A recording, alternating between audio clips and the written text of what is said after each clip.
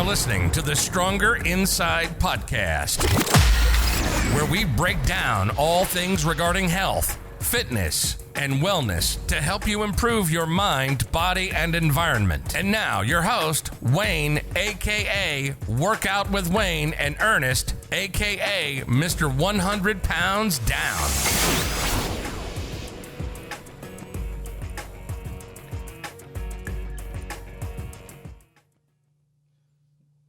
What's up? What's going on, sir? How are you? Doing all right. This is episode 23. Jordan. This might be the GO.A.T episode. The GOAT. They talking about Tom Brady, the GOAT now, though. Come on now. They say Tom got 7 of them things. Come on now. I mean, is Jordan even better than LeBron? Come on now. We'll talk about that in overtime. There you go. Yeah. We got to get to the point. But. Yeah. Sheesh. That's a good one. All right. So today we're going to just jump right into this one. Okay. So today we're going to talk about the double standard between men and women's body image. All right. Yeah. All right. Yeah. So how are we being portrayed out here in these in this world that we live in right now? Okay. So you feel like there's a double standard? I feel like there definitely is a double standard. I feel like there is a different rules for each gender. For each gender. Absolutely. I think that I think people are judged more harshly by being overweight, especially in the public eye. Okay. So I think that is definitely a factor that really can't be ignored. Okay. Yeah, I think it's pretty blatant. So everybody, both genders. Both genders. I think so. I think so, but I think even more so perhaps for women. And I think as we get deeper into the topic, we might see why. Okay. I might feel that way. Okay. Yeah. Okay.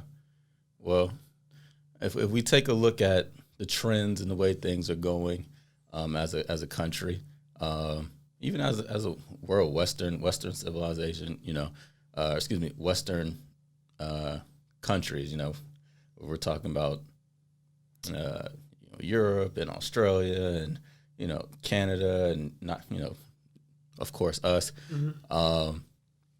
us U.S. bars. So. Yeah, we are gaining weight rapidly. Mm-hmm. We're gaining weight rapidly. We are getting less healthy, and we're at a place to where we are almost content with it. It's something that we've kind of come to terms with possibly, and not really doing much to change the direction of things. So what you're saying, I might kind of be on the opposite end of that. I don't know if I completely agree with your initial argument to where people are being judged harsh. I'm saying I will agree with you. People are judged, but if we're going to maybe compare to a time before, I would say it's less. So, I mean, it's less harsh. Less people are being judged. And that's really different when it comes to the genders. So you feel like there's a level of overall fat or overweight acceptance? Yeah, I mean, there's movements behind it. Fat acceptance movement, health at any size. Look at some of the magazine covers and things like that, commercials. And some people will say, well, that's inclusion. Mm-hmm. That's great. Yeah. That's great. Everybody wants to be represented. Absolutely. Okay. I mean, really, those companies are just finding out that there's a market. So they want to capitalize on that market. That's really what that is. But sounds about right. But people are feeling better because they are feeling included. See somebody that looks like you. Yeah. More inclined to dig a little deeper about what this thing is that they're buy that product. Don't make it long-winded. Yeah. Buy that product.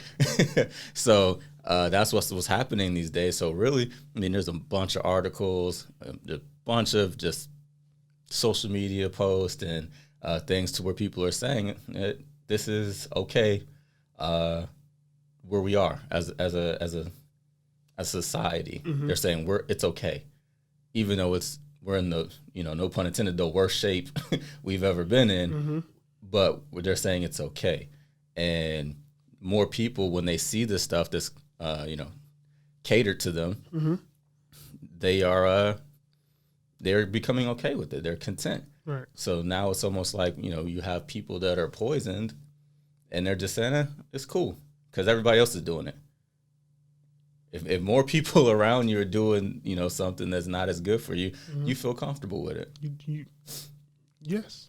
I would lean towards You would lean towards that. So I will more say often this. than not, absolutely. If we're going to, we're going to say there's a double standard when it comes to the genders, those products, those commercials, those magazine covers, who are they catering towards when it comes to the inclusion of all body sizes? More often than not, they're going to be catering towards women. More often? We're talking about 99%, 99.9% of the time, it is the inclusion of women that are of all different body types, right? Not men. So that right there tells us that you're a person who was 400 pounds at one point. Did you ever feel like there was a massive social push to include you in a lot of things in terms of images? No. Okay. So that right there tells us that, the cover of Cosmo magazine, the cover of Vogue, yoga pants commercials and yogurt and all this stuff are really including women that weren't typically on these products and commercials previously. But that's not the same thing for men now. The whole dad bod thing got a little bit popular or whatever, and they, people made some jokes, but those men are not selling products for the most part. Right. So let's dig a little deeper then. Right. So you talked about magazines and things like that, but what about TV shows? TV shows, those types of entertainment things. So I do see a lot of TV shows where larger men are represented, and their wives may be in a more fit body type. I'm talking about the classic sitcom. Yeah, the classic sitcoms were just your regular. So like you got the King of Queens. Yeah. Where we had a larger delivery man who rode a delivery truck all day and ate food, and his wife was small and in relatively good shape. Right. Then you got more recent shows like Blackish. We got Rainbow and Andre Johnson. We have Andre would probably not be a little bit overweight, and Rainbow's probably a little more curvy. Okay. Right? Then you have like the Fresh Prince of Bel-Air, Uncle Phil. Yeah, two wives. Uncle Phil had one wife. Yeah, two wives. Played by two characters. But again, they didn't bring in they brought in a completely different woman. Yeah. Because one was a different complexion than the other, but they didn't really change too much of like the body type for the most part, right? And so you see more of that than you see any type of show where the woman is larger than the man that she's dating, married to, or chasing. Well, take a look at those shows. What is the dynamic there when we're looking at those relationships? I mean, those shows are going to reflect reality to a point where men are not going to be the priority. Let me say this. The way a man is judged, there's going to be other things that come before looks.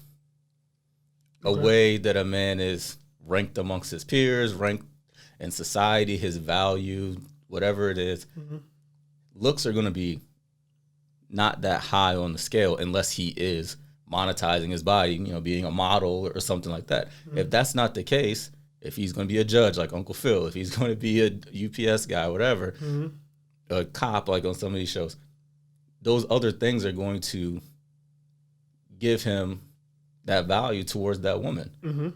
So these people had families, they had homes, they had security, personalities, whatever that they were offering as a man, you know, intelligence, all these other things that they're adding just are going to come before looks. And I think that, you know, most people, most men and women can agree that both genders value looks differently. Okay. Would you agree with that? I think so. Yeah, I think when a woman is selecting a partner, or you know, that she's going to say, what are these other things that are going to make me drawn to you? And then, of course, I hope you look the way that I would like you to look. But if you were to gain 15 pounds or something, you know, I could work with that because those other things that you do are higher up. Right. I think that's how women think more so. Okay. And men are going to do things a little bit differently. They're going to rank, you know, if you're picking a partner as a woman, you're going to rank other things. You're going to rank how personality, smart, cooperative, nurturing, you know, if there's children that are going to come later on, right. You know, family oriented, whatever those things that you're looking for. And then looks is going to be up there. Right. Because we judge differently. So it's kind of like for Uncle Phil to look the way he looked. I mean, did you see how that house looked? I did see how the house So then you seen how his wife looked. There you go. And I don't think Uncle Phil was really feeling the need to, you know, drop 100 pounds to keep his wife. Okay. So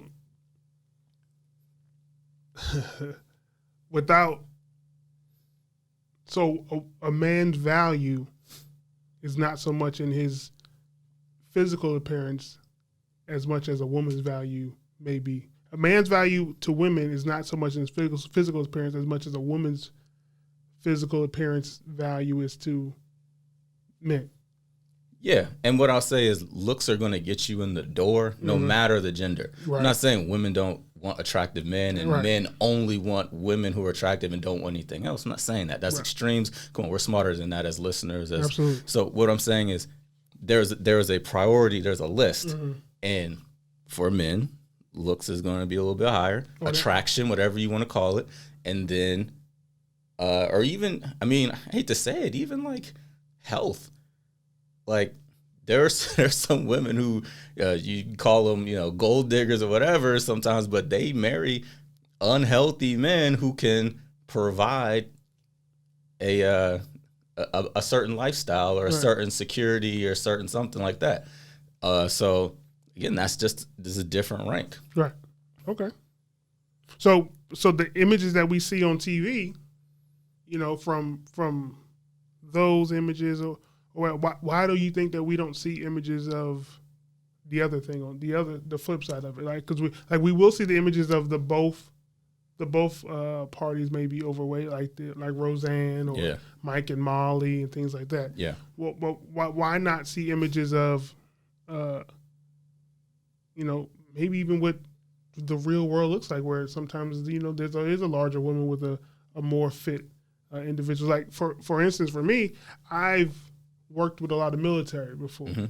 There's height, weight requirements for military service members, and I've seen a lot of military service members that are married to people who could not be in the service with them. Correct. Right, and so you see that. Yeah. But again, so you know that's out there, and they love their partner just as much as anybody would love their partner, right? But you don't see that type of relationship represented, you know, to the masses. Which is becoming more of the norm. And, you know, even, you know, outside the military or whatever, you're seeing that is becoming more of the norm, the way things are going.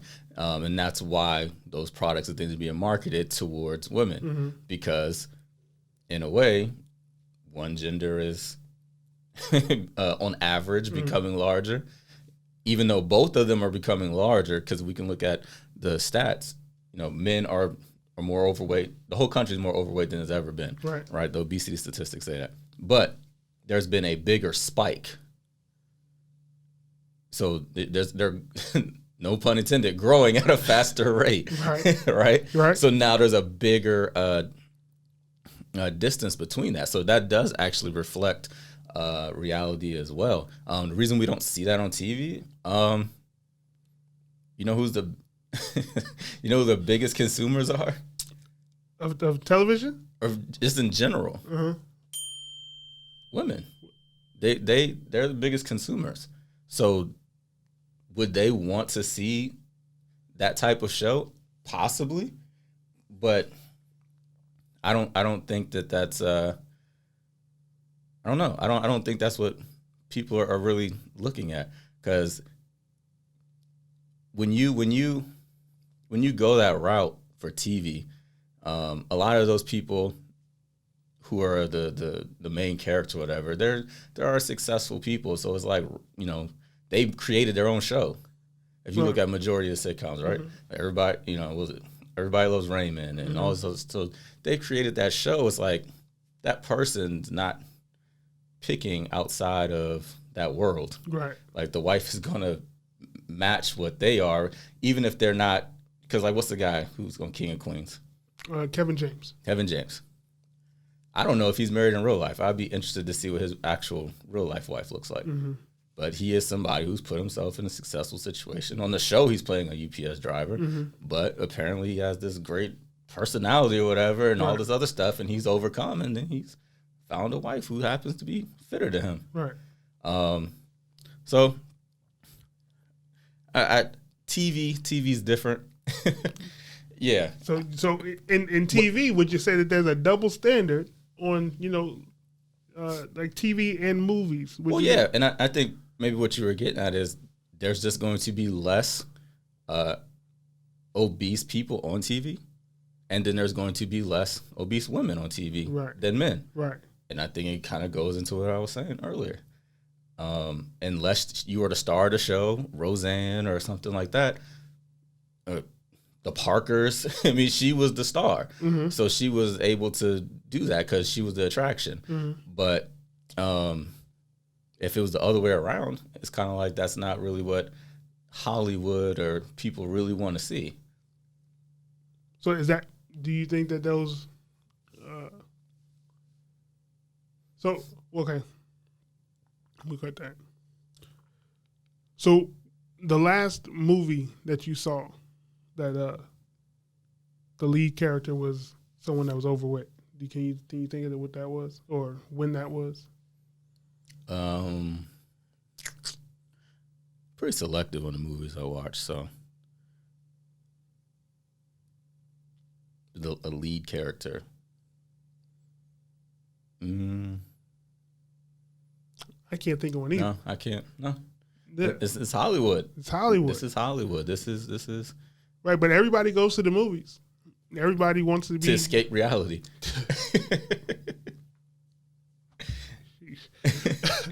But everybody goes to the movies. Everybody wants to, like you said, everybody wants to feel included and inclusive. So, but why aren't we? Because I don't think that's true. I think it's people capitalizing. There's companies capitalizing on people's feelings to offer them products. But at the end of the day, you're saying, you know, every single person doesn't want to be included in a movie. Like, sometimes it's okay to say this type of character is probably going to be played by this type of person, and that's okay. Because it probably does reflect reality a little bit more as well. I mean, the movie Rudy, the guy that goes to Notre Dame, right? Yeah. If he was the starting quarterback and he scored 7 touchdowns and won the national championship, would it be realistic? Probably not. You'd be like, this guy doesn't even look like an athlete. Why would he be the starting quarterback playing, you know? So it has to be appropriate. It has to match. You know, we're getting a lot of stuff where it's kind of being forced for inclusion, which is cool. But then we're seeing how those products and how those films and shows, how they're actually doing when it's time to look at the ratings, time to look at, you know, who's actually watching them. Because if something doesn't seem realistic, I don't care who you are, even if you're the person that they're, you know, reaching out to include, you're not going to want to see it. You you almost feel like they're kind of pandering to you. Right. You know, like, oh yeah, here you can do it too, but it's like, no, I can't. So why are you doing this? But so they, instead of hiring, instead of hiring overweight actors and actresses, a lot of times what you see in Hollywood is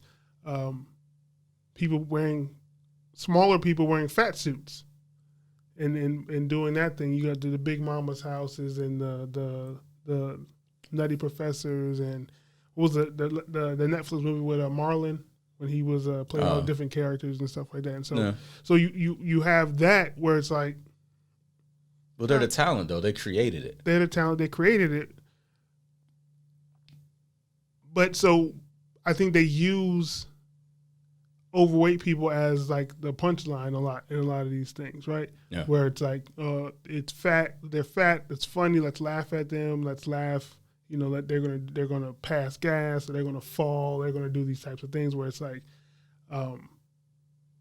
where there's a level of, I don't want to use that word because I don't think it's that deep, but for lack of a better word, I guess I'm going to use it anyway. They dehumanize. That's pretty strong, but for lack of a better word, where it's like they're the butt of the joke. Are you talking about comedies? Do you have some dramas you want to? I mean, you just said Nutty Professor, Marlo. I mean, but again, they're not. I don't know any dramas where there's large actors and actresses. Yes, there are. Precious. There you go. 2 of them. Okay, you got Precious.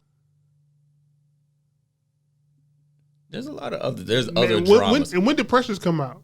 They did well in the box office. Yeah, it was 15 years ago. There's some other, when it comes to dramatic roles, then you're going to be able to have a little bit more of a diversity in the cast, because then it's going to reflect more real life. But if we're talking about box office films, we're talking about action, we're talking about things that you're going to see more of the average body type, or not average, I should say, the fitter, healthier body type. That's what you're going to see. Is Hollywood. Right. Like if you go, even when they make movies about real people, when they make a biopic or whatever, right? That person that's being cast usually is more attractive than the real person. They're usually fitter. They're than the real person. Right. So you go to these movies and to see something that is the polished up version of reality. And that's just, it's Hollywood. Okay. It is what it is. Okay. So you got TV, you got movies. All right, let's go into the music. The music side of things. So I feel like music is probably the one place where that line may be skewed a little bit. I feel like the line of, where you have more singers that are overweight and accepted for in gospel. You said in gospel? Yeah. Just in music in general. Where? So you have Lizzo. You have Khalid. I believe that's how you pronounce his name. You have DJ Khaled. You have more people in that realm of entertainment where it is accepted that you said singers. DJ Khaled is singing. We the best. Yeah. That's a bar right there. Okay. Yeah, major key. But no, so you have those individuals and others that are praised for their talents and not necessarily shamed or not pushed to the back burner or put in a supporting role or singing background. That's died, man.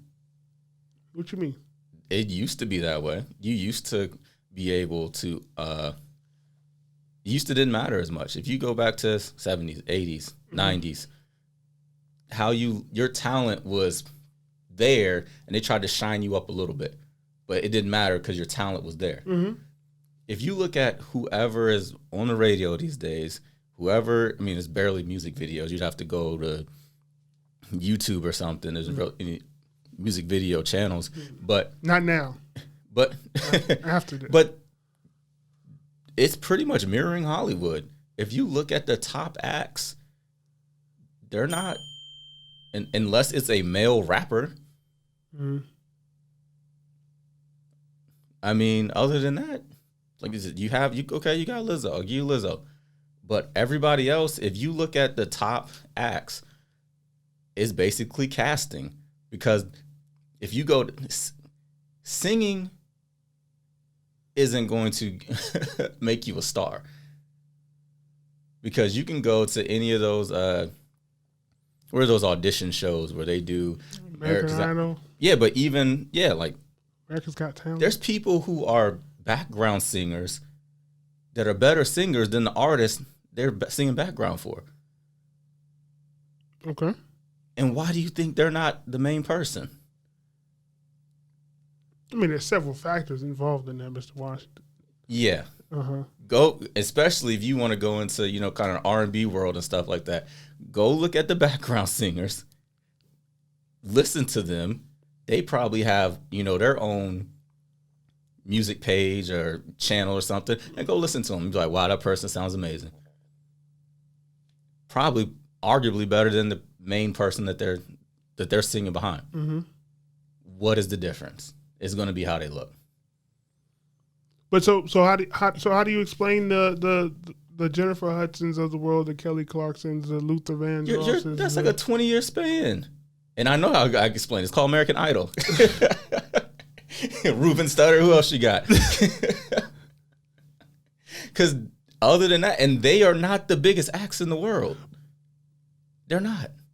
But again, and Jennifer Hudson lost weight so that she could be an actress in Hollywood. Mm-hmm. Here's what I'm saying. What you saying? Like Adele. Now we know Adele has lost weight. Hold on, stall me out. Thank you. Before Adele lost weight, Adele was one of the biggest acts out there. Correct. So her size did not. Hold on, let me finish. Go ahead. Her size did not take away from her ability to make money off her talent and to monetize her talent. Her decision to lose the weight, for whatever reason it was, health. I would hope it was more so health than image. Mm-hmm. But if her decision to lose weight was for health-based reasons, so be it. Fine, more power to her. But if she would have remained that size, I don't believe her impact musically would have been lessened. That's not what I'm arguing. Right, and she's one. But then Lizzo, that's another one. She's two. Right, but name me actors. Now who's the but 50 under that? But name me actors that can be put that are A-list, because those two women are A-list when it comes to music. Okay. So, but name me an A-list actor that is in that same category. That's what I'm saying. I feel like music is the one genre of that has allowed for larger people to still produce and use their talents to be successful without being pushed to a supporting role or to that backup role. I think you're using outliers. I'm never going to say it's not possible. Mm-hmm. Of course, Adele, her talent again is one of those 1 in a million situations to where it works out. But what if we look at, you go Lizzo, okay, then who, number 3 through 78 when it comes to singers, who are they and what do they look like? Mm-hmm. You could say the same thing for the actresses. Whatever, Melissa McCarthy, she's been a leading woman in a lot of roles, in a lot of movies. Mm-hmm. Okay, she can do it. Cool. Now who else? So it's one. 2, So then what's the average? So, and like I was saying, with music, yeah, your talent can get you there, but there's going to be pressure for you to change, because every single day Lizzo's posting and talking about something about her body, right? It's clearly on her mind. Mm-hmm. And then Adele, she lost it. So she's not even on the list no more. So she's on the other side of the list. So that's what I'm saying is like, when it comes to this stuff, any type of entertainment, how you look matters. And, we could take it to the next part, modeling, because that has been the hugest change, to where there's just, to use the word again, inclusive, there's modeling now for every single person, or every single, I haven't seen many plus size men models. I think Rihanna has some plus size men models Good for her. You sat down. That sounded condescending. I did see that. And yeah, I was like, look at Rihanna. I could be in these Fenty drawers. Yeah. So could that product sell if it wasn't Rihanna selling it? Because there's sometimes where you could just, you can sell anything. Mm-hmm. Kanye could put his name on anything and sell it. A blank CD, right. People will go buy it. Right. That doesn't mean that the blank CD is a good product. Right.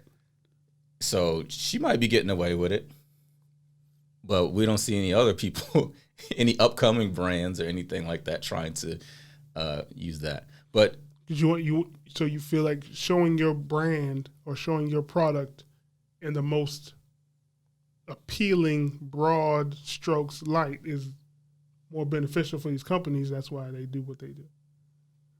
Yeah, you're trying to make money. Trying to make money. That's why when we talked about the fast food industry, there's no overweight people in the fast food commercials. It's entertainment, man. Right. I don't want to tell you what this food's going to do to you. Yeah, but back to the modeling. I mean, there used to be, there's runway models, and there's print models, and there's commercial models, and then there's plus size models. But I think that phrase has. I was actually watching a documentary on plus size models. Plus size models are supposed to have the same dimensions, like the same ratios as regular models. Mm-hmm. It's just more. Okay. So in terms of when it comes to hips and waist ratio and things like that, and height even, that's actually supposed to be similar to the same to actual plus size models. Okay. Actual plus size models.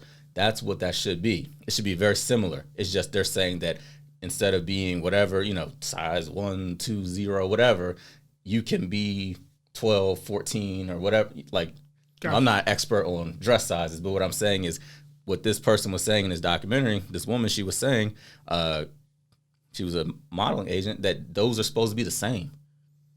So it's plus size model just doesn't mean you're overweight or you're obese. Mm-hmm. No, it means you are in plus size. Right. Like you are the same measurements that they want, but it's wider in each. It's wider in each place. Okay. But do we see that now? Because anybody with a camera is a model these days. Instagram. Yeah. So yeah. So, but okay, and I've seen that. I've seen that the plus size models are becoming more and more plus mainstream. Was Ashley Graham? I know that's a name that's pretty. She's a legit plus size model. Yeah, that's pretty popular out there. And but yeah, okay. So when you talk about anybody, go ahead. I was gonna say there's people like Tess Holiday. I mean, there's people who, you're just taking pictures. Mm-hmm. There's a difference between like being like a model and being a person who takes pictures. And if you're not within those measurements, then you can call it something else, but the phrase plus size model is for that. There's actual standards for that. Gotcha. So you should just call it something else. Picture taking. Or just find a different word for for the just not plus size, but call it something else model, and then that's fine. You can do what you want. There's a lot of different, but there's no arena for men though. That's what I'm saying. But so the plus size the plus size standards are only for women. There's no plus size standards for men. They are, but the market is so small. I mean, women want. So here's another part, right? So I feel like men are okay. What? Just the way you look like. What is he about to say? I feel like men are generally, and again, we're not going to speak on extremes here, right? So I think men are generally okay with the plus size model when the measurements are, like you said, are in proportion and ratio, right? I think women would not necessarily want to see that 350-pound man walking down the runway in the Speedo, right? I feel like women want to see the abbed up six-pack guy for that part of it, right? But they might be okay with marrying that dad bod, okay, because that dad bod offers those things that we talked about earlier, right? But maybe not. But they want to be taken away out of their reality to a certain extent. Then see the six-pack, the oiled up, guy walking down the runway in the movies. They want to see The Rock in the movies. Okay. They want The Rock to be their superhero, right? They don't necessarily want Kevin James to knock the door down and say, "Hey, I'm here to save you." Okay. Right? Do you feel like that might be? So you're saying that women have a higher standard when it comes to being entertained in terms of TV, movies, sales, whatever. They have a certain standard for the male physique that they're going to get excited about compared to men. Yes. Okay. Because again, I don't think we dislike fat. I think we dislike fat in certain places. Well, that's the thing. So the ratios of hip to waist and even, in the chest and things like that, that is going to show health. Mm-hmm. And that's kind of where men are going to gravitate towards, because you're going to say you look like a healthy person who, it's in our DNA to say, okay, well, maybe she can have a healthy child. This is something that is, I don't want to say more feminine, because there's different levels of that. But what I'm saying is the ratio has to be there, because if you look at a judging, like men of different races, right? Mm-hmm. People say, well, these type of guys, this race of guys like this type of body, and these type of guys like this type of body. Mm-hmm. But if you look at the ratios of those bodies that they're attracted to, they're about the same. Mm-hmm. So if the hip to waist ratio is still there, doesn't matter the size of it. Right. It's like an iPad and an iPhone. You know what I'm saying? Yeah. It's still a rectangle. It's just different. Right. So what happens is when you get outside of those ratios and, there is no hip to waist ratio, then you're in a different place. And that's not going to be as attractive to most men. Right. So I deal with the androids. Wow. But I got an Android. I love my Android. But yeah. So yeah, I think yeah. When you say that there's just not a market for plus size men, nobody's gonna really want to buy those products and see those guys advertising it. It's just not something that's there. I don't think I've ever seen a shirt on a plus size model and was like, I like that shirt. I think I'm gonna buy that shirt. No, but nothing against the plus size model though. But it's just, and if you go to the mannequins, right, there's different body types for mannequins these days. Mm-hmm. But you're not seeing that. I haven't seen that in any of the men's sections, mm-hmm. where there's, a larger a dad bod mannequin. Maybe in the big and tall stores, when the world was open and I was shopping in the big and tall stores, I think they might have some larger mannequins. But again, when I would shop there, They did? Yeah. The torso was shaped different and everything? Okay. Yeah. Cool. Yeah. But so when I was shopping there, I would normally go in there for, like dress clothes, right? Because I felt like they never really promoted or had like, active wear, T-shirts and things like that were stylish for big guys, right? So all their shirts used to say things like, large and in charge. Well, big daddy. I got some news for you. What's that? I have a great fashion tip for everybody out there. Oh, here we go. All right. Everything looks good on a lean, nice physique. It doesn't matter what the product is. It's going to look good. Not if it says Big Daddy across the front. You think The Rock can't pull that off? Have you seen John Cena and how he dresses? The Rock is overweight. I don't care what anybody says. I'm just saying. The Rock is overweight. I'm here to say it here first.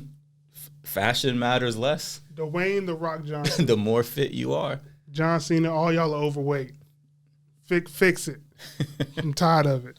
Yeah. All right. So let's transition from things that are a little bit less in our control to more some things that maybe are in our control, right? So social media. Yeah.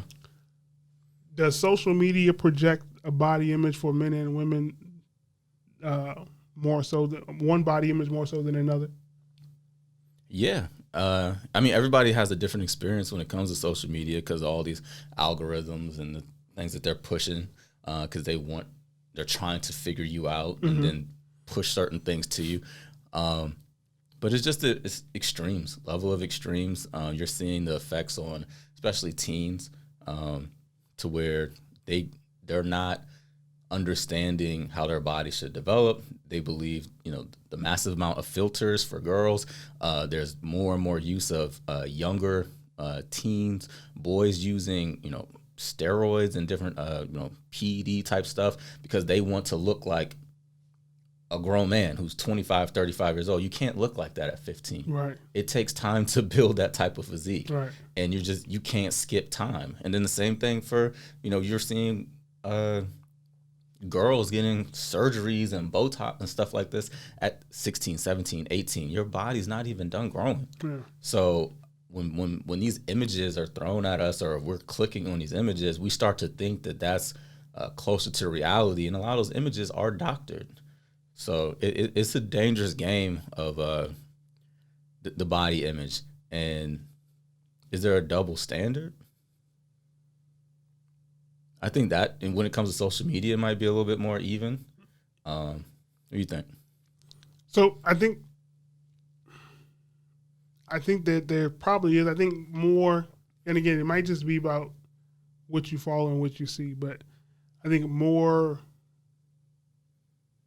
you see more women and healthy body types being pushed and promoted on social media. I think, especially when you go to your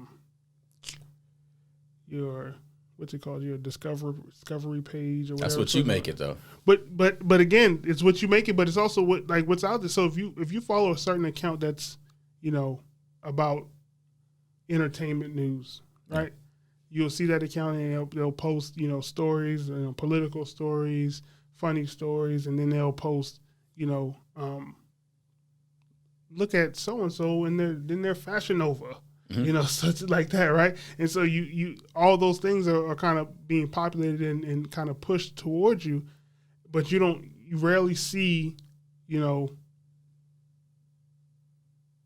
men being, pushed towards you, right? And so I've cleaned up my social media a lot recently, and I think that's one of the benefits of kind of social media is that you can kind of tailor it to kind of what you want to see and what you want to be.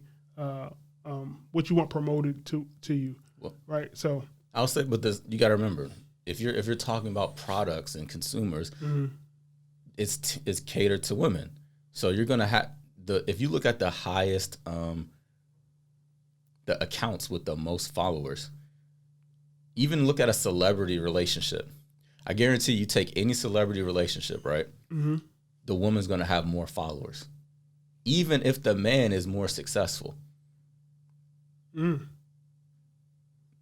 woman is going to surpass him in followers because it's going to be men and women will follow her, but she's able to, what people are doing, they're monetizing their body. They take these pictures, they sell these products, they get these affiliate marketing things, and that's what somebody wants to see. And it's a small percentage because as a woman, you don't have to be as fit or have a certain body type to sell these things.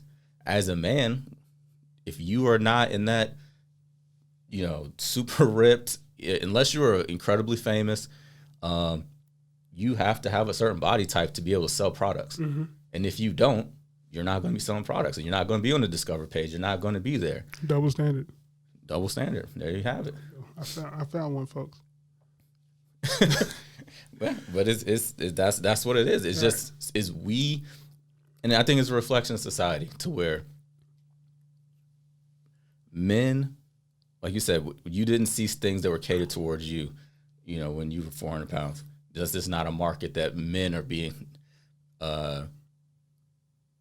acknowledged. Right. And if we go to social media now, you see a lot of inclusion, acceptance posts that are for women. And another not thing, men. Another thing off of that, when I was 400, I don't know if I was looking for that, right? I don't know if I wanted to see. Well, I wanted you to say that. You know why? Because nobody told you it was okay. See the difference? If you're a man and you're 400 pounds, everybody's going to tell you it's not okay. Mm-hmm. Very few people are going to sympathize with you. They're going to say, you want to change? Change. Right. You're responsible for this. If you go the other route, for women, you could go on social media right now, and there's going to be a lot of, there's more sympathy, empathy. There's people who are there. There's whole groups dedicated to making you feel okay with your decisions, because that's really what it is. You put yourself in that position. Mm-hmm. And now, rather than you being forced to change, you stay in this state. And that's not really healthy. So we have it harder, but it's actually probably better, because imagine if every day you got on your social media, you had thousands of people, pretty much saying it was okay to do what you were doing. Yeah. Then what would be the reason to change? There would be no podcast. You'd be like, I'm good. Yeah. I'm good. And then you'd be taking pictures in your boxers and posting them online and getting 1 million likes. Because that's what's happening on the other side. Yeah. Yeah. So and that's funny. It's funny you say it, because when I in research for this, as I Googled some things, when you look up fat acceptance, like the first couple pictures and things that you see is women. It's probably like the first 20 pictures I saw was women. Maybe like 18 of the 20 were women. Why do you think that is? Because are they pushing an agenda on women that to accept? We need to accept women the way that they are. They don't need to change, and we need to, self-love and all these things like that. But again, and one of the things I learned throughout this process is that becoming healthier isn't about hating who I was at 400 pounds. Yeah, it's about improving to be who I am now, right? And so it wasn't that I didn't love myself. So I feel like you can love yourself at any size. Yeah. But that doesn't mean that. See, that's the movement we need to love yourself at any size. There you go. Not health at any size. Right. Because that ain't true. Yeah. Yeah. So love yourself at any size. And then if you know that there's a need for change, and take the necessary steps to do those things that will improve your body and improve your longevity of life. But what if everybody's telling you it's okay? How do you cut that off? How do you know that maybe that's not the best thing for you to hear? So the people that are telling you that it is okay are probably the people that don't have your best interests at heart. Enablers, right? So here's the people you should be talking to: your doctor, and really being introspective with yourself and understanding your trainer. If you have one, get one. Right. So your doctor, yourself, and your trainer, right? Really make it a priority if you feel like that is something that you need to change in your life. Again, some people are content with being who they are, and that's if that's the life you want to lead, then fine. But understand that with that, there you are bringing on the possibility of more complications down the road.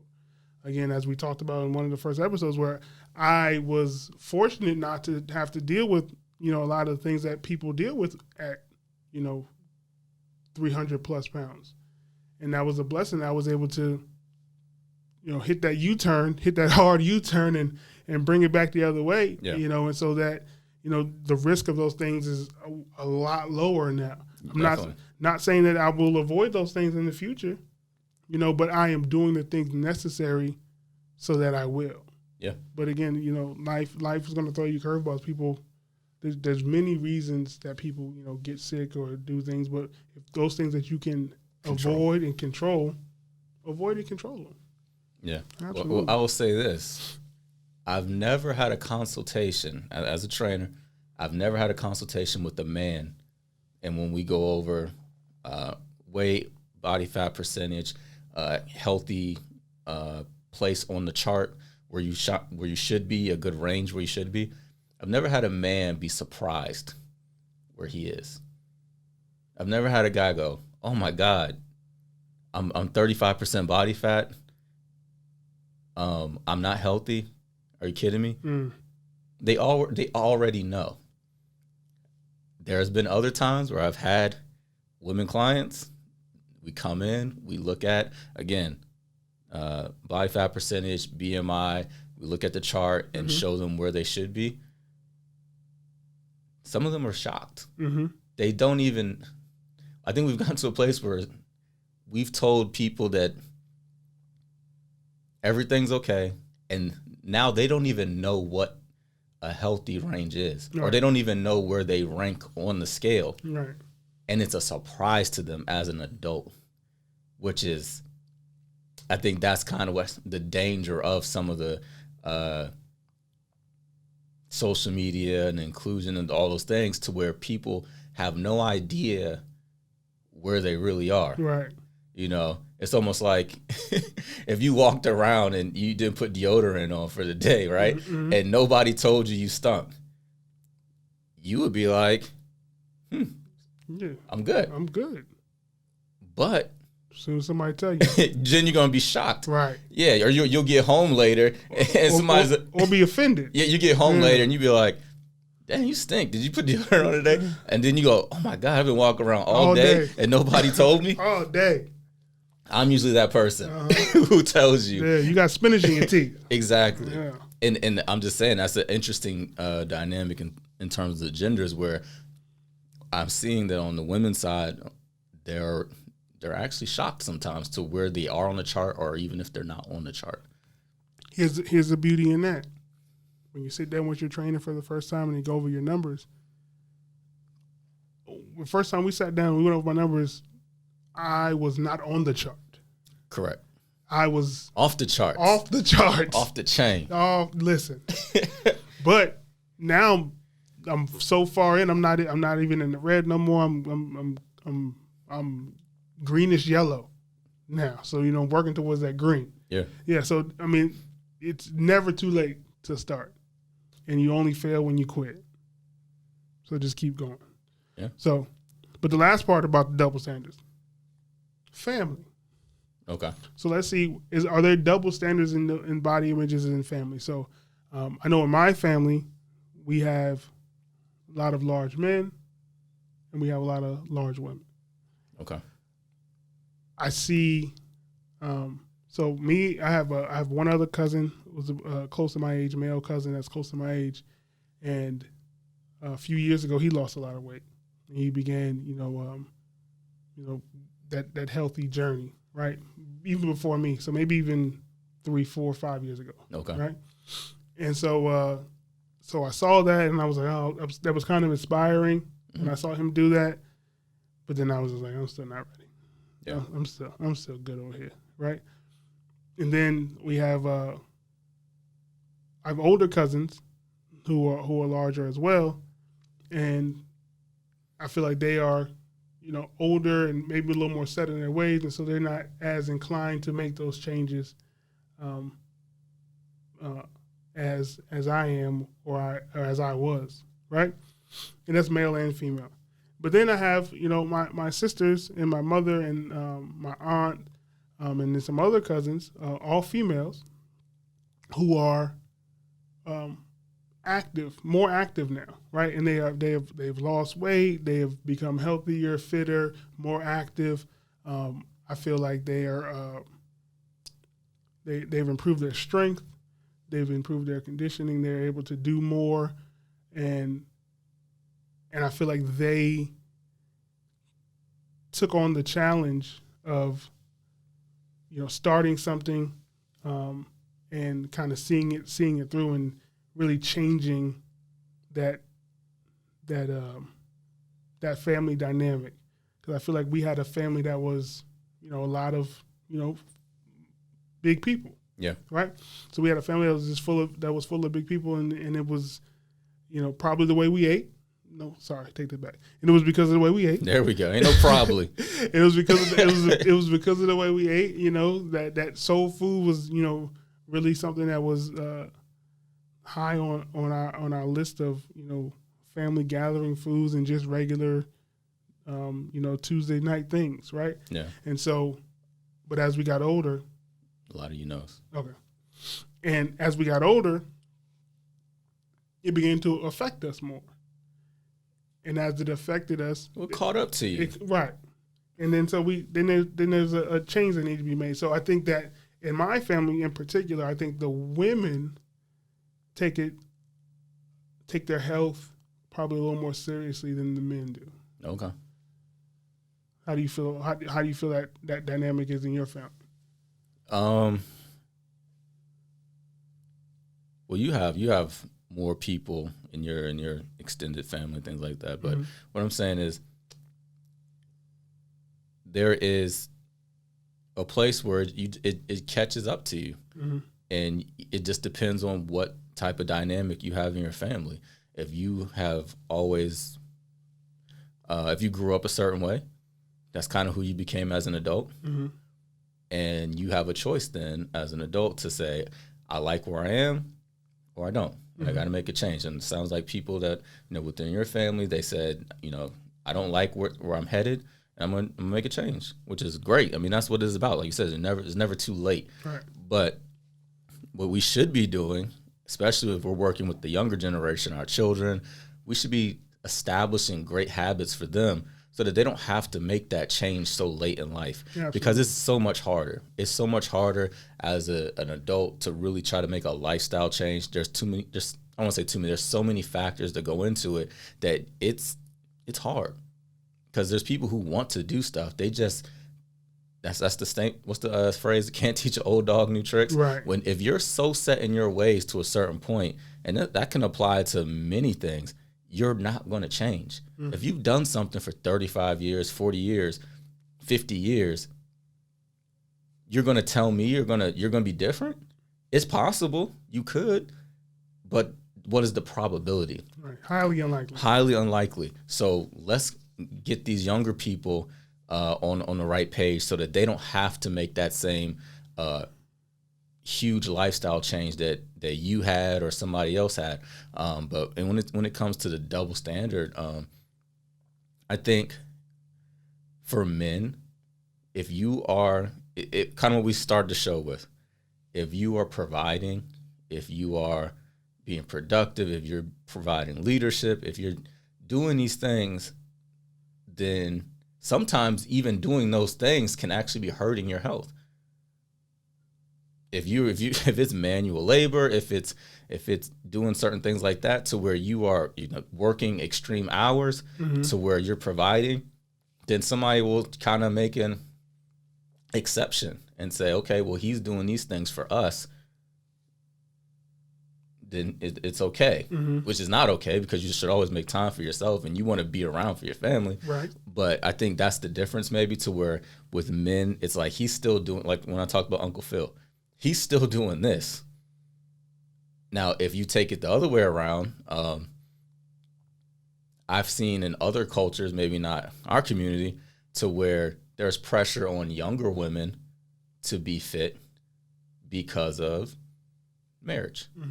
And I mean, I've heard, harsher comments, and it comes out of love.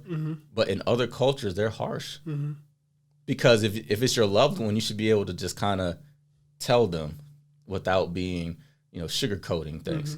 So they'll say, hey, you come home and it's grandma and for the holidays or something, and like you're in college, you gained 20 pounds, you're getting too big.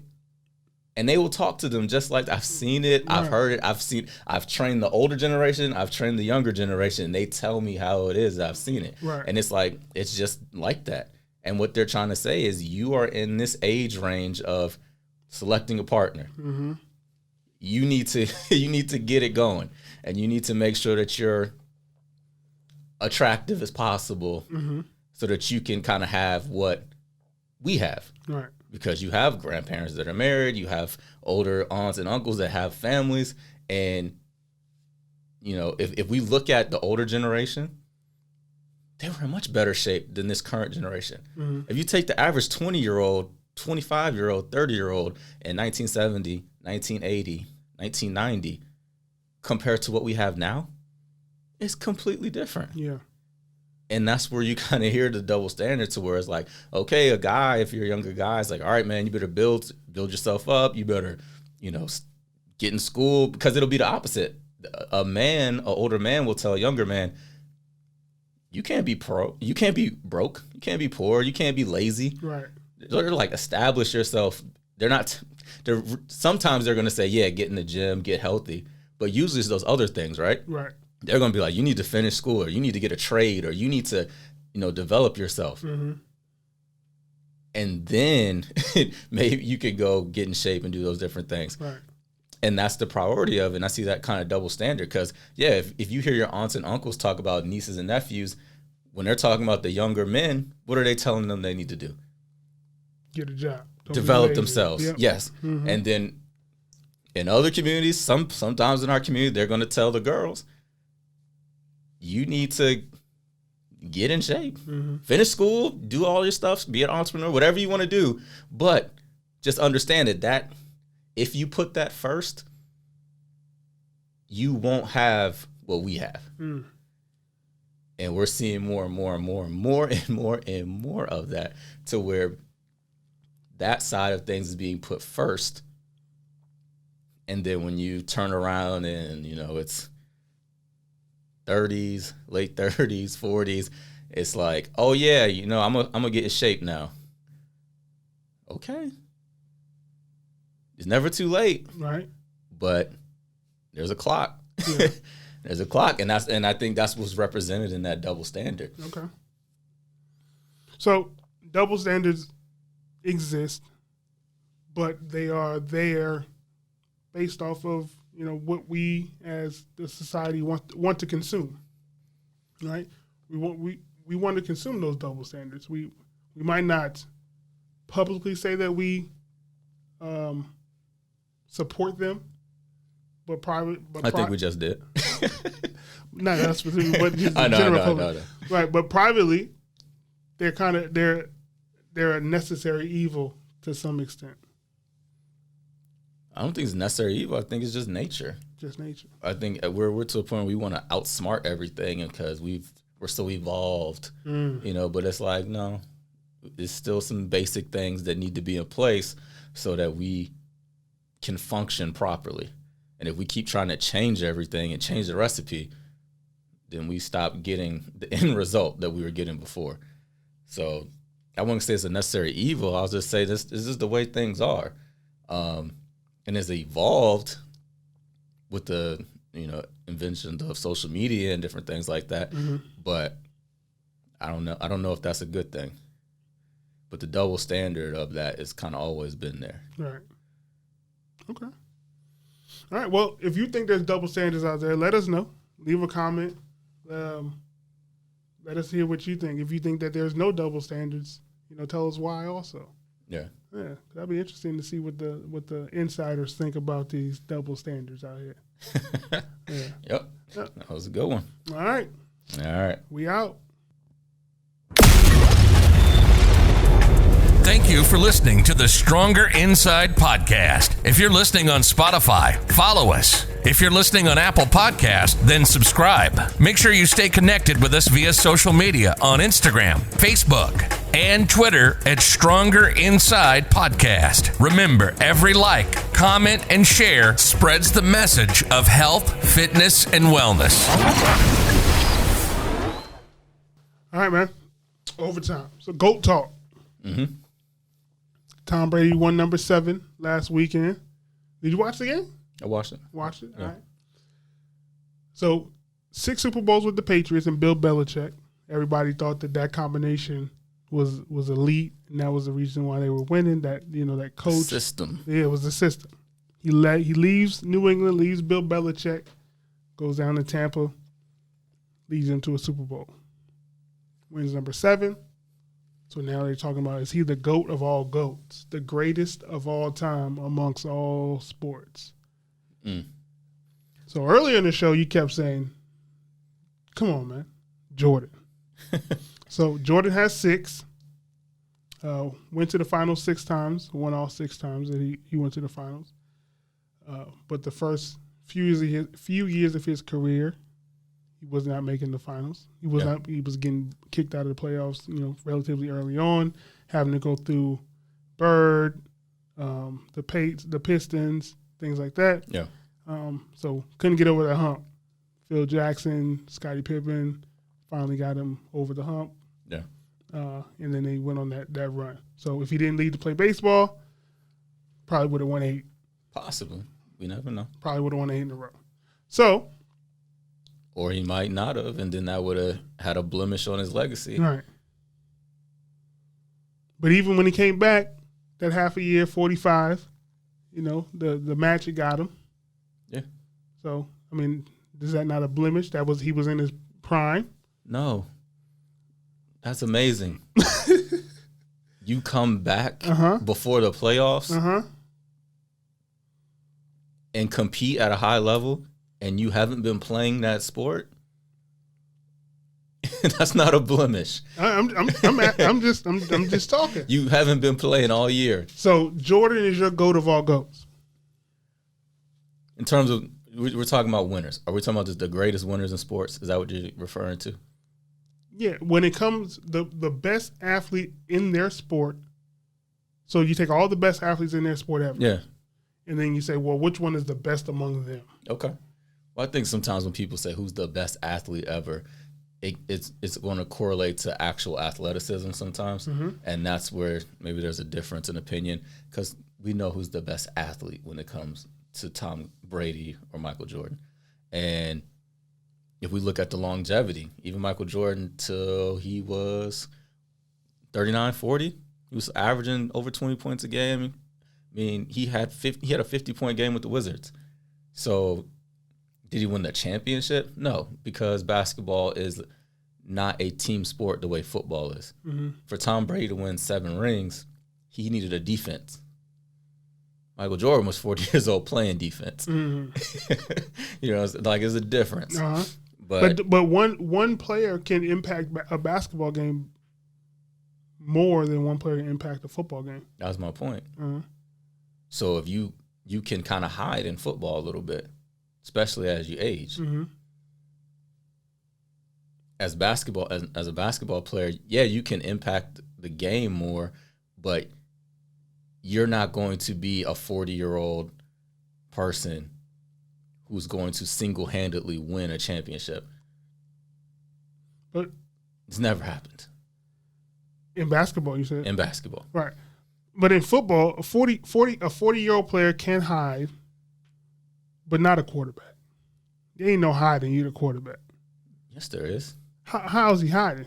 He has to move the ball down the field. Dilfer. What about Trent Dilfer? He won a Super Bowl. Right. Well, he won't hide it. He wasn't hiding? No, there's different levels to this, right? Oh, man. You have to there's game managers, and then there's elite talent, and then there's bums, right? Yeah. So Dilfer was a game manager. Okay. Right? But Tom Brady didn't manage. Tom Brady threw 3 touchdowns. I didn't say that. He didn't manage the game. I'm just telling you. No, okay. You're not going to single-handedly impact a game the same way you do in basketball as football, because you're literally not on the field half the time. But not being on the field still impacts the other side. And here's why. So if I go out there and I throw a touchdown, right? So now you're behind, and so now you have to catch up. So your game plan might adjust a little bit. Okay. You turn the ball over for whatever reason. I go back out there. I throw another touchdown. Right now you're down 14 points. Now you can't run the ball no more until you get some points on the board. You need big chunk yardage. I impacted your game calling. I impacted your coaches calling the game. I impacted your game plan. So me being effective and efficient. That's a reach. I disagree. What you're saying is true, but Deion Sanders is affecting the game more than Tom Brady, because he was a receiver and a defensive back.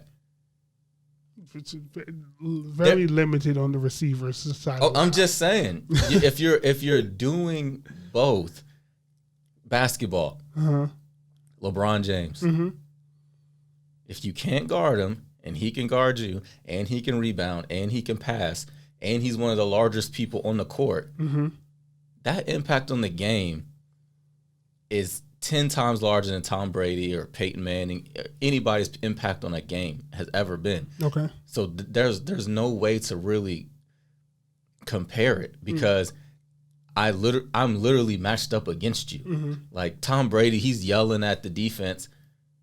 He's not running the route. So yeah, he's indirectly competing against the defensive backs, but it's not a man-to-man thing, because guess what? He could throw all the best passes in the world, right? What if the guys don't catch it? What if he puts the ball right in their hands every time and they don't catch it? Is that his fault? No. So really, it's a team game, right? But so what I'm saying is, and then if he threw all perfect passes, guys dropped half the balls, and their defense was not good, they would have lost the game, and he would have been the same player. But wouldn't you? So is that not what happened to LeBron against Dallas? No, he played worse, and he had to play better. He didn't have a great series. So what I'm saying, if we're going to talk about the best athlete, all right, I think it's really hard. I think we just need to use the word winner. Okay. Which is cool, but football is the ultimate team sport. It's the ultimate team sport. There's no other sport where everybody has to be on the same page like that. Okay. So how can I take a guy who's part of this huge machine system and say, oh, he's equal to or better than a guy who basically controls the whole game, or he's on the court or on the whole time? Right. All right. So okay, I've seen a lot of these comparisons. So they have Tom Brady to go, and they say, well, don't forget about Serena Williams. Okay. So where does Serena rank in this GOAT talk? She's up there. She's one of the most dominant, and then when we talk about longevity as well, she might be right up there. And it's an individual sport, so playing offense and defense. She's on the court the whole time. Yeah, I would have to take a look at that and say, I mean, in terms of just her sport, she is the greatest. But then if we're going to talk about compared to other people, in terms of just all-time winners, she's right there. She's right there. Yeah, I think you can't argue that. Right. Okay. So, when you're on your GOAT list, you have any football players? No football players. I mean, I give Tom Brady amazing credit, because he was able to bring a culture of winning, And that's what maybe you don't see on the field, to where he was able to bring a culture of winning. He literally brought players with him. And all the things that have to happen before the game, he's the catalyst to get them done. I'm not there, but I'm more than likely, I'm sure that he is the person, in the team meetings, film, making sure routes and audibles and all these things are crisp, and and then he has the game experience that he brought. But yeah, he brought a culture of winning. So yeah, I could see that. So that's more of a leader, and you can see that in basketball as well. LeBron does that. Michael Jordan did that. He brought a culture of winning, to where now other people are going to adjust. They want to play with you. They're going to bring their best effort every single time because you're bringing it out of them. So you can't get that in an individual sport. But in terms of football players just being GOATs, like I don't know. It's really hard to say, because, could you say that about a defensive player? Because now basically we're saying, every greatest football player of all time has to be a quarterback, and that's ridiculous. That's how the argument is framed, though. Yep. Yeah. Peyton Manning, Tom Brady, Montana, Rice. Montana, Young. Those are the GOATs of football. So basically, they're saying this person gets all the credit. They also get all the blame too, because they'll say Tom Brady had an undefeated season, but he couldn't beat Eli Manning. Yeah. Right. So that was his kryptonite. Eli Manning and Nick Foles. So when they played, and Eli Manning's team beat his team, who played better? Tom Brady or Eli Manning? The Giants defensive line. Who had better stats? Who threw better passes? Who had more passing yards? I don't remember. But I'm willing to bet Tom Brady was a better quarterback that day than Eli Manning, and he lost. Yeah. Sometimes you just get out-coached. Whatever you want to call it, you can't really. But there's, like you said, your imprint is just not. Your imprint on the game is just not that. There are a lot more variables when it comes to a football game than a basketball game, right? Yeah. LeBron James could bring the ball up every time and shoot every time if he wanted to. Yeah. Tom Brady can't run the ball down the field every time if he wanted to, right? That would not be an effective game plan, efficient game plan, right? Or Lamar Jackson, and then put him at middle linebacker, right?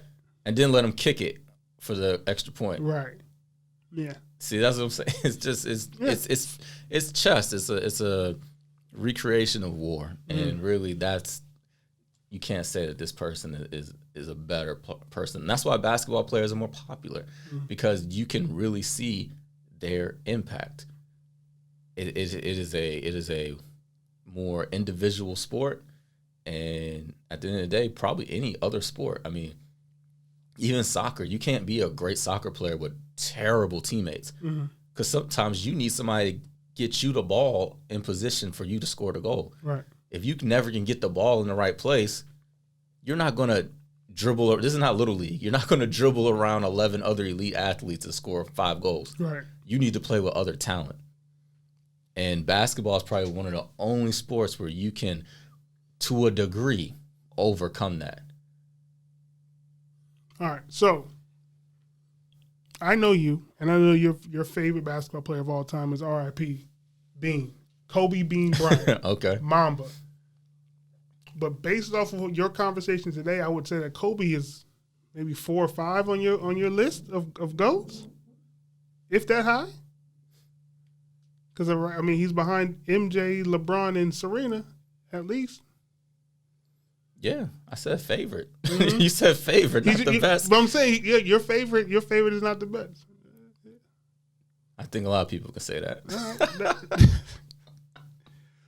Gotcha. Right. So, but is that right? If you had listed your GOATs, then what, in terms of basketball or just overall? Overall, but I feel like your overall list is going to be a basketball heavy list. Your top 5 is going to be 3 to 4 basketball. We talk about dominance. You could look at. I don't want to get too into he cheated or whatever. But I mean, you look at Lance Armstrong. Mm-hmm. That's dominance. Mm. You look at ain't no defense in cycling. Usain Bolt. There's dominance. There's some things about things. Some things aren't like. Some things are. So that's another thing. Like sports. Just say you don't understand the sport. No, I understand. It's okay. You just don't understand the sport. It's okay. But I feel like there's got to be some level of What are you talking about? You're competing against the other person. You're competing against a road and a hill and yourself. No, I'm right next to you. Right, but you can't affect me. You don't really put an effect on me maneuvering and going faster. It's like golf. Like, yeah, you're about to tee off too, but you're not really. You can't stop me from hitting the ball. So now you have to have 400 defense? yards. That's what I feel. I feel like a sport has defense. So now Tiger can't be. I feel like a sport has defense. No. I feel like games might probably don't necessarily have to have defense. Wow. Okay. But sports, there's a level of defense. So required. what about NASCAR? But you can do defense in NASCAR. You can get in front of somebody and do different things like that. I set you up, right? Right, because that's what you can do in racing too. In but it's easier. It's less. Got him. NASCAR's whack too. But okay, all right. So that's GOAT talk. So if you got a GOAT, or you think Wayne's list is whack, if you think Tom Brady's a GOAT. If you think a football player can be a GOAT, all those different GOAT things, put it in the comments. Let us know how you guys feel about this GOAT talk. All right? Come on, man. Mike is number one. He's number one, man. I think Bron will probably be one.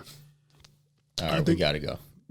I would go with LeBron. LeBron James is a better winner than Michael Jordan? LeBron James won championships with 3 different organizations. Okay. LeBron James is going to outscore Michael Jordan. He's going to outpass Michael Jordan. He's going to out-rebound Michael Jordan. Can you answer my question? LeBron can do more things on the court than Jordan. I think you put LeBron on the Bulls, he wins just as much, if not more, than Jordan. You put Jordan on the Jordan his prime on the Cavaliers, they don't win. Okay. Against Golden State. Who did the Cavaliers? Yeah, the Golden State. They don't win then. I don't think they get to the finals.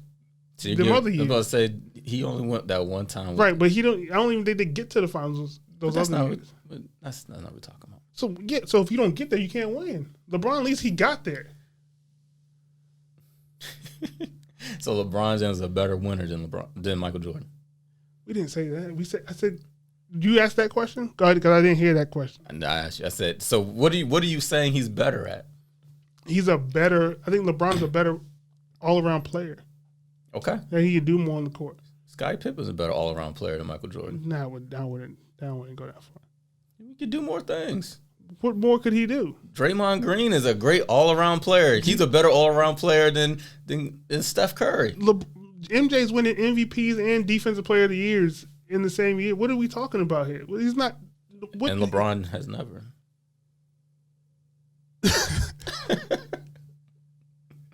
because the game doesn't require him to do that. Yeah. Okay. Now. Okay. Defense is optional now.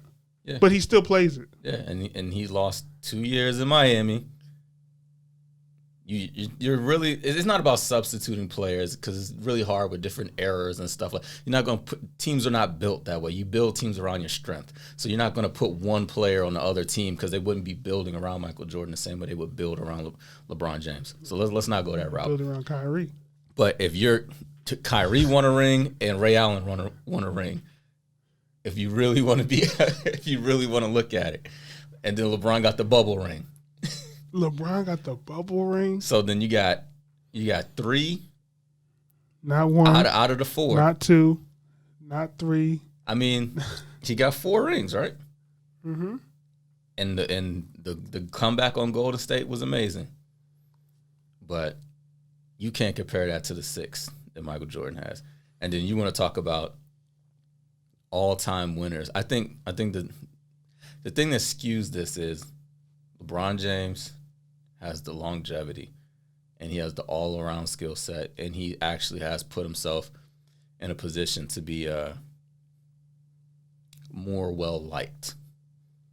It's very hard he gets criticism, And he's done some things where he's had criticism, but from a general consensus, especially the stuff that he does off the court, that Michael Jordan either did and didn't come to light, or he did and didn't tell anybody, or he didn't do, the stuff that LeBron James is involved in elevates his status in the minds of people. But when we're talking about just a body of work, who's the better winner, I don't see how somebody can say this man who's won 4 times is better than a guy who's won 6 times. And the guy who won 6 times played less years than the guy who won 4 times.